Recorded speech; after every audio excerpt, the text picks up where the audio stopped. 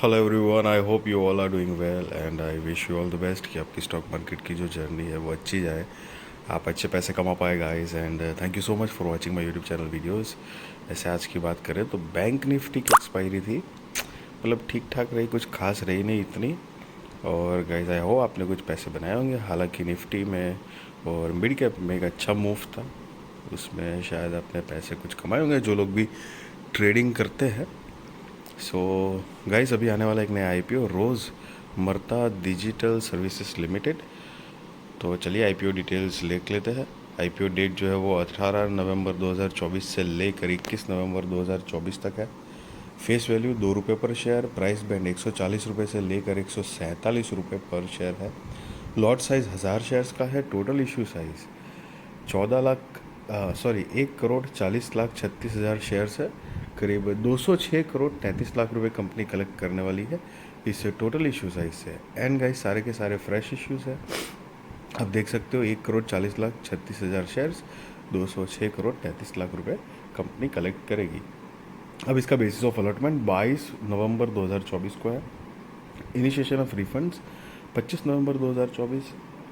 Credit of shares to demat वो भी 25 नवंबर 2024 है।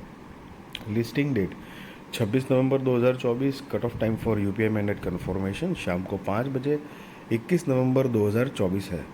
Issue type book built issue IPO. Listing जो है वो BSE SME पे गाइज होगी। सो ये एक स्मॉल एंड मीडियम एंटरप्राइजेस का आईपीओ है, मेन बोर्ड आईपीओ नहीं है guys. And share holding pre issue 39 crore 50 हज़ार है गाइज, सॉरी 3 करोड़ 90 लाख 50 हज़ार है। और share holding post issue 5 crore 30 lakh 86 हज़ार है। मार्केट मेकर पोर्शन 7 लाख 3 हज़ार शेयर्स है। स्प्रेडेक्स सिक्योरिटीज़ के बिहाफ पे अलग से रखे गए हैं। एंड गाइज, यहाँ पर रिटेल कैटेगरी में मिनिमम हो या मैक्सिमम एक ही लॉट के लिए अप्लाई करना है। 1000 शेयर्स आएंगे, 1,47,000 रुपये गाइज आपको देने होंगे। HNI में मिनिमम 2 लॉट के लिए अप्लाई करना है। 2000 शेयर्स आएंगे, 2,94,000 रुपया गाइज आपको देने होंगे। रिजर्वेशन में QIB shares offer not more than 50% of the net offer. Retail shares offer not less than 35% of the net issue. HNI shares offer not less than 15% of the net offer है guys. And guys, यहाँ पर anchor investors involve है जो कि एक अच्छी बात है।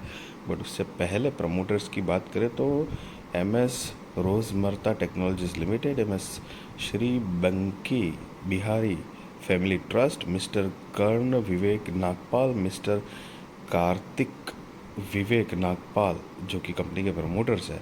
इनकी शेयर होल्डिंग प्री इशू 89.74% है। शेयर होल्डिंग पोस्ट इशू 66.02% है। अब एंकर इन्वेस्टर्स की डिटेल देखें तो उनकी बीड डेट 14 नवंबर 2024 है। जो शेयर ऑफर करे गए हैं वो 39,98,000 शेयर्स है। जो उनका पोर्शन साइज़ है 58,77,000 है। Anchor lock in period end date for 50% shares 30 दिन, जो उसकी तारीख है 22 दिसंबर 2024। Anchor lock in period end date for remaining shares 90 days, जिसकी तारीख है 20 फरवरी 2025। सो बेसिकली ये जो डेट है अलग अलग, वो बेसिकली मतलब आईपी कंपनी के साथ उनकी जो भी एंकर इन्वेस्टर्स की डील होगी उसमें ऐसा है कि लिस्टिंग के बाद 30 दिन तक एंकर इन्वेस्टर्स एक भी शेयर्स बेच नहीं सकते हैं। 30 दिन के बाद अगर चाहे तो 50% का हिस्सा ही बेच सकते हैं, और बचा हुआ जो 50% का हिस्सा है वो 90 दिन के बाद बेच सकते हैं। तो उसकी अलग अलग डेट दी गई है। हालांकि एंकर इन्वेस्टर्स होते हैं तो ग्रे मार्केट प्रीमियम बढ़ने के चांसेस होते हैं गाइस, क्योंकि एक पॉजिटिव माना जाता है, ज़रूरी नहीं है बट यस गाइस चांसेस होते हैं। अगर कंपनी के बिजनेस की ब्रीफ आइडिया ले तो Rosemarta Digital Services Limited is a subsidiary of Rosemarta Technologies Limited, was established in 2021 and provides digitally enabled services and digitally enabled distribution channels for automotive components and accessories. The company initially offered vehicle registration services to original equipment manufacturer and has since diversified into a comprehensive service offering including garage services, last mile delivery services, and the sale of automotive component and accessories. और company की जो main दो business area है, जिसमें से पहला है digital enable services और दूसरा जो है वो digital enable channel sales.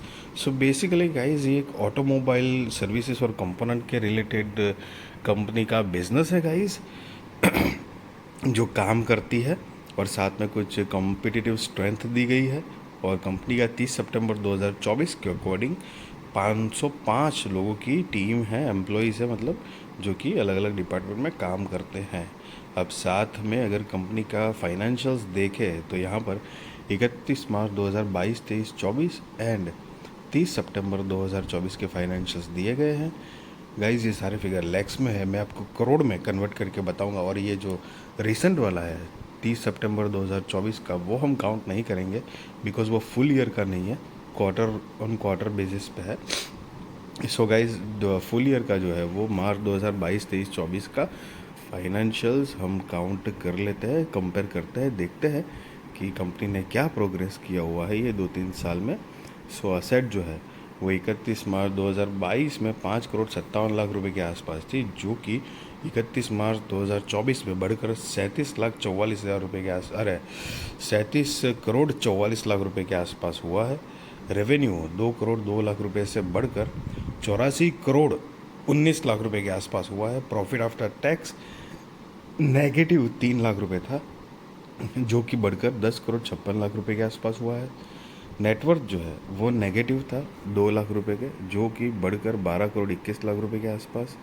Reserve and surplus जो भी नेगेटिव था -3 लाख का, तो बढ़कर 12,20,00,000 रुपये के आसपास पहुंचा है।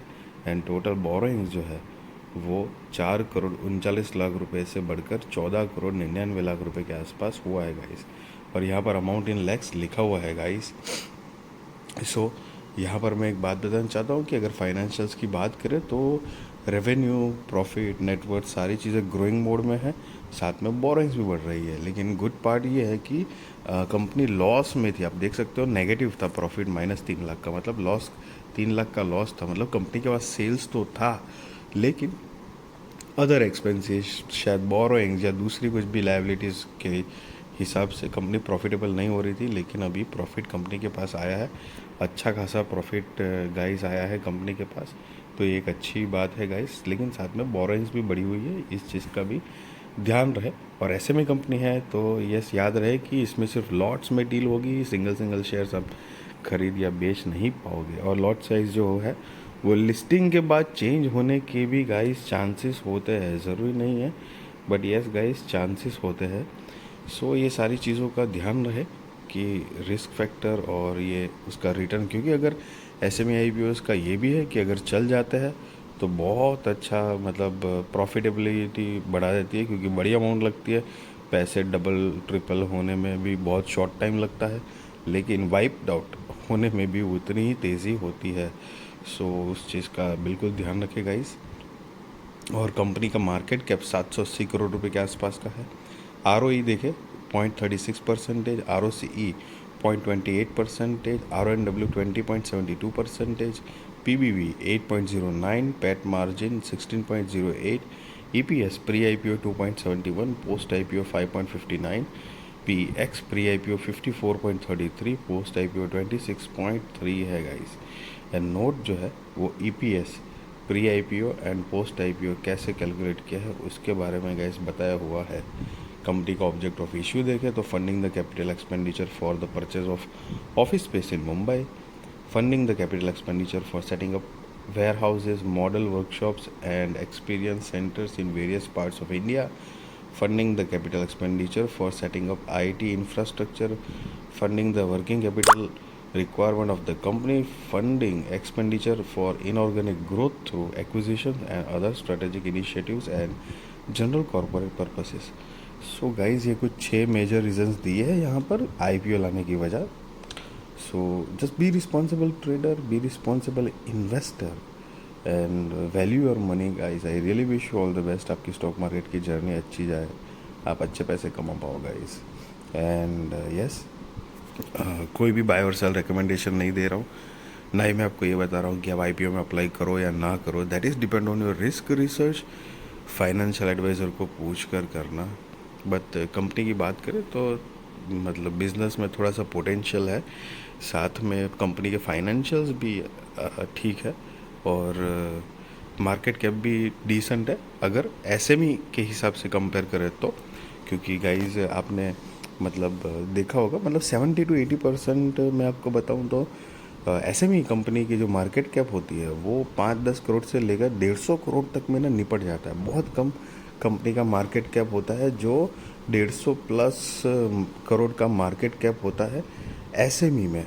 सो उस हिसाब से एसएमई के हिसाब से अगर देखते हैं तो ये एक अच्छी बात है, समझ रहे हो। वैसे तो बहुत छोटी कंपनी है, माइक्रो कैप ही है, एसएमई के कंपेयर में हाँ डिसेंट है। साथ में एंकर इन्वेस्टर्स भी है तो वो भी एक पॉजिटिव बात है गाइस। सो 2-4 ऐसे पॉइंट हैं जो अच्छे हैं। और साथ में अगर ओवरऑल मार्केट का मतलब Nifty, bank Nifty, fin Nifty, ये सब तो सेंसेक्स मतलब उनका अगर रुख देखे तो कल से आपने देखा था कि एकदम स्ट्रॉन्ग बाउंस बैक दिया हुआ है। एंड साथ में मतलब कंपनी अरे इंडेक्सेस जो है वो थोड़े पॉजिटिव ही है।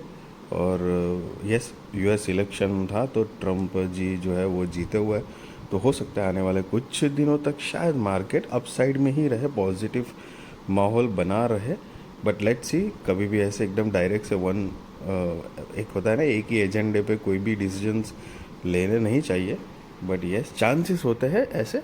तो ये सारी कुछ पॉजिटिव बात है इसलिए क्योंकि इससे मतलब लिस्टिंग गेन जो है वो मिलने के चांसेस होते हैं, डाउन ट्रेंड में वो चीज़ के चांसेस थोड़े कम होते हैं। सो इस सारी चीज़ों का ध्यान रहे गाइस। एंड यस, एसएमई है तो उस चीज़ का खास तौर पे ध्यान रहे गाइस आपको। वीडियो अच्छी लगी तो ज़रूर लाइक शेयर सब्सक्राइब करिए, आपके सारे कॉन्टैक्ट के साथ भी मेरे वीडियो चैनल शेयर करिए ताकि उनकी भी स्टॉक मार्केट की जर्नी और भी ज़्यादा कॉन्फिडेंट, सक्सेसफुल और अवेयर हो पाएगा। इस thank you so much for watching this video.